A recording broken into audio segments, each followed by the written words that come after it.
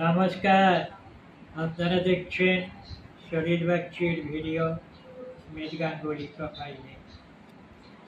আপনারা আমার ভিডিও দেখুন এবং শুনুন, আমাকে লাইক দিন ও সাবস্ক্রাইব করুন। আজ এই প্রভাতে আমি আপনাদের কাছে নিয়ে এসেছি এমন একজন মানুষের কথা নিয়ে, যদিও তার তিরোধান দিবস আজকে। তিনি এক অদ্ভুত মানুষ ছিলেন। তিনি আর কেউ নন, তিনি হলেন লালন ফকির। এই লালন ফকিরের তিরোধান দিবস 1890 খ্রিস্টাব্দের 17ই অক্টোবর কুষ্টিয়া জেলায়।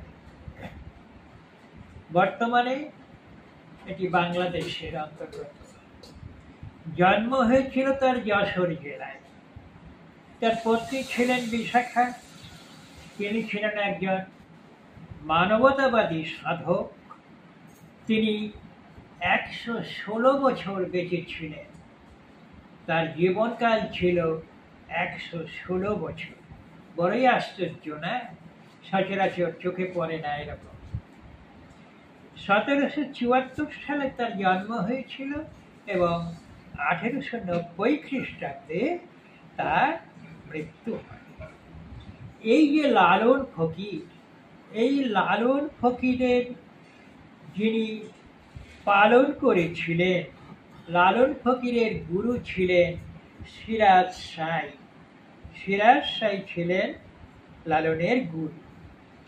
লালনের ডাকনাম ছিল লালু। আসলে লালন কে ছিল আপনারা তার অনেকেই জানেন না। তার জন্ম, তার হারিয়ে যাওয়া, তার বড় হওয়া, সব কিছু একটি অদ্ভুত ব্যাপার, বিশাল কাহিনী। সে পরে একদিন আপনাদের কাছে আমি বিস্তারিত আলোচনা করব।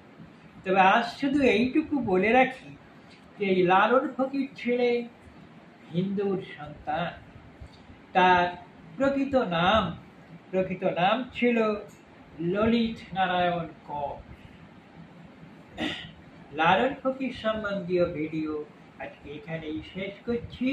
এবারে আমার লেখা একখানি কবিতায় সম্বন্ধে আপনাদের শোনাচ্ছি।